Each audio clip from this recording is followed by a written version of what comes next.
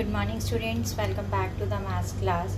In continuation of the exercise 9.3, today we are going to do two more questions. Okay, let's start.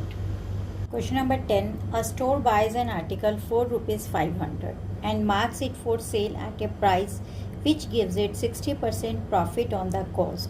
However, he gives 15% discount on the MP to the customer. Then find the MP of article, B discount given, and the C part actual profit percent made by shopkeeper. अब इस question में क्या कहा गया, एक store ने एक article खरीदा बेटा 500 रुपीज़ का, तो वो उसकी कॉस्ट प्राइस हो गई और उसके ऊपर वो क्या चाहते हैं कि वो उसको मार्क प्राइस ऐसी लगाना चाहते हैं कि उसमें 60% प्रॉफिट हो, राइट। और उन्होंने उसको उसके ऊपर उन्होंने उस आर्टिकल के ऊपर उन्होंने 15% का डिस्काउंट भी दिया। क्लियर है। प्रॉफिट परसेंट वो कितना चाहते हैं अपना 60% का, डिस्काउंट कितना देंगे बेटा 15% का। खरीदे कितने किया उन्होंने 500 की, राइट। अब हमें फाइंड आउट क्या करना है, हमें फर्स्ट मुझे फाइंड आउट करना है MP of the article. MP का क्या होता है, मार्क प्राइस। अब मार्क प्राइस क्या आएगी बेटा कि उसकी जितनी कॉस्ट है और उसके ऊपर वो कितना प्रॉफिट चाहते हैं। तो कॉस्ट प्राइस क्या है 500 है, प्रॉफिट वो कितना उन चाहते हैं बेटा 60% का। तो 60% का क्या मतलब हो गया बेटा 60% ऑफ व्हाट, क्या 500 ना। तो हमने निकाल लिया 500 का 60% यहाँ से निकाला, दैट बिकम्स 300। तो सीपी था मेरे पास 500, इन दोनों को ऐड किया तो मार्क प्राइस आ गई बेटा मेरे पास 800।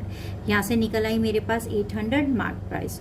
ओके, निकालना है बेटा डिस्काउंट। डिस्काउंट कितना हमें गिवन है 15%। डिस्काउंट हमेशा किस पे होता है, एमपी के ऊपर। एमपी हमने यहाँ से निकाल लिया था 800, तो क्या आ जाएगा डिस्काउंट 15% ऑफ एमपी। तो 800 का जब मैं 15% निकालूंगी तो वो आ जाएगा मेरे पास ₹120। तो ये ₹120 क्या हो गया बेटा मेरे पास डिस्काउंट। नेक्स्ट है बेटा हमारे पास एक्चुअल प्रॉफिट। सी पार्ट में हमें क्या फाइंड आउट करना है, actual profit made by the shopkeeper. तो एक्चुअल प्रॉफिट क्या होगा बेटा, selling price minus cost price. तो सेलिंग प्राइस हमारे पास कहाँ से आएगी, सेलिंग प्राइस आएगी बेटा मार्क प्राइस माइनस डिस्काउंट। पता है ना, मार्क प्राइस में से डिस्काउंट को जब मैं माइनस कर देती हूँ जितना मार्क प्राइस होता है और उसके ऊपर डिस्काउंट दे के जितने भी मैं बेचूंगी वो क्या हो जाएगी सेलिंग प्राइस। वो क्या आ जाएगा 800 माइनस 120 एंड 800 यहाँ से मार्क प्राइस आ गई, 120 उसका डिस्काउंट था। तो अब मेरे पास इसकी सेलिंग प्राइस आ गई एक्चुअल 680। तो प्रॉफिट कितना हो गया बेटा, प्रॉफिट हो गया हमारे पास आ गया आपके पास एसपी माइनस सीपी। एसपी कितना है 680 अभी कैलकुलेट किया हमने, सीपी 500 गिवन है बेटा। एक्चुअल प्रॉफिट आ गया मेरे पास 180। ये तो हमारे पास अमाउंट आया ना प्रॉफिट का, लेकिन क्वेश्चन में क्या पूछा गया, एक्चुअल प्रॉफिट परसेंट, राइट। तो प्रॉफिट अगर हमें परसेंट निकालना है तो हम क्या करेंगे, profit upon CP into 100, profit percent का फॉर्मूला यूज करेंगे।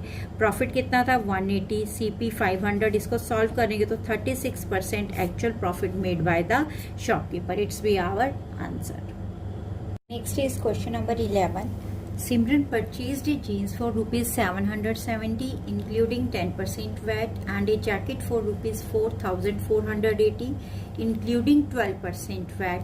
Find the total MP of both without VAT. Right student, अब इसमें क्वेश्चन में क्या कहा गया है कि सिमरन ने एक जीन्स खरीदी और एक जैकेट खरीदी। जीन्स उसने 770 रुपीज़ की ली और जैकेट ली 4,480 रुपीज़ में। अब इन दोनों में क्या था बेटा, इन दोनों प्राइसेस में वैट भी इंक्लूडेड ही था, राइट। अब वो क्या पूछ रहे हैं, find the total MP of the both without VAT. मतलब क्या, बिना वैट के इन दोनों का मार्क प्राइस क्या है। एक चीज याद रखना बेटा, जब भी हमारे पास जो ट्रांजैक्शन है उसमें कोई डिस्काउंट नहीं गिवन है, राइट। अगर तो डिस्काउंट गिवन है तो हम क्या करते हैं बेटा, सेलिंग प्राइस के ऊपर टैक्स कैलकुलेट करते हैं, वैट निकालते हैं। अगर डिस्काउंट गिवन नहीं है तो हम क्या करते हैं, मार्क प्राइस के ऊपर ही क्या करते हैं, वैट को कैलकुलेट करते हैं। तो यहाँ पर हमारे पास कोई डिस्काउंट नहीं है तो हमारे पास जो भी कैलकुलेशन हो रही है वो मार्क प्राइस के ऊपर ही होगी ना बेटा। Okay, now let's see the solution. SP of jeans is equal to ₹770। Let mark price be X और वेट कितना गिवन है, 10% गिवन है। अब देखिए हमारे पास जो टैक्सेस होते हैं वो हमेशा क्या होते हैं, मार्क प्राइस में ऐड होते हैं ना, तो और जो डिस्काउंट होता है वो सब्ट्रैक्ट करते हैं, ये ध्यान रखना। और टैक्सेस होते हैं चाहे वो एसटी हो या वैट हो, वो हम क्या करते हैं, मार्क प्राइस में ऐड करते हैं। तो मेरे पास मार्क प्राइस क्या थी, एक्स लिया मैंने और उसके ऊपर कितना वैट ऐड किया बेटा मैंने, 10% ऑफ एक्स, और इन दोनों को ऐड करके मार्क प्राइस को और उसके ऊपर जो मेरे पास वैट लगा है उसको ऐड करके मेरे पास कितनी टोटल उसकी सेलिंग प्राइस आ गई, 770।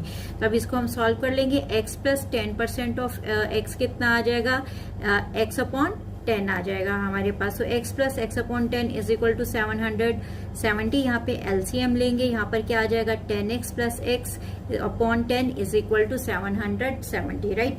अब ये आ गया यहाँ पर हमारे पास 11x अपॉन 10, क्रॉस मल्टीप्लीकेशन करेंगे और x की वैल्यू फाइंड आउट कर लेंगे। x की क्या वैल्यू आ जाएगी बेटा, x की वैल्यू आ जाएगी मेरे पास 700।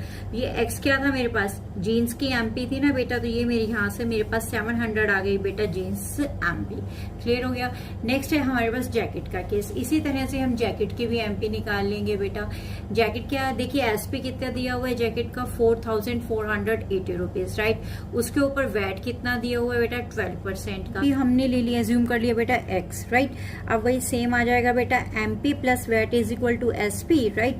तो हमारे पास एमपी क्या है, एक्स है, वैट कितना है, 12% of x is equal to SP that is 4480 rupees, right. तो 12% ऑफ एक्स मेरे पास क्या आ जाएगा, 12x अपॉन 100, राइट।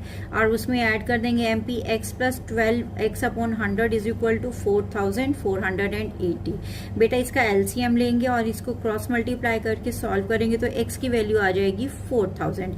x क्या था, यहाँ पर मैंने जैकेट्स की एमपी ले ली थी, तो यहाँ से हमारे पास क्या आ गया, जैकेट की भी एमपी निकल आई 4000 रुपीज, राइट।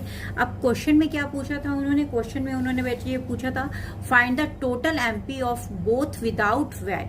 अब हमारे पास दोनों की टोटल निकालनी है, तो टोटल एमपी ऑफ बोथ क्या आ गया बेटा हमारे पास, 700 plus 4000 is equal to 4700 and it's be our answer.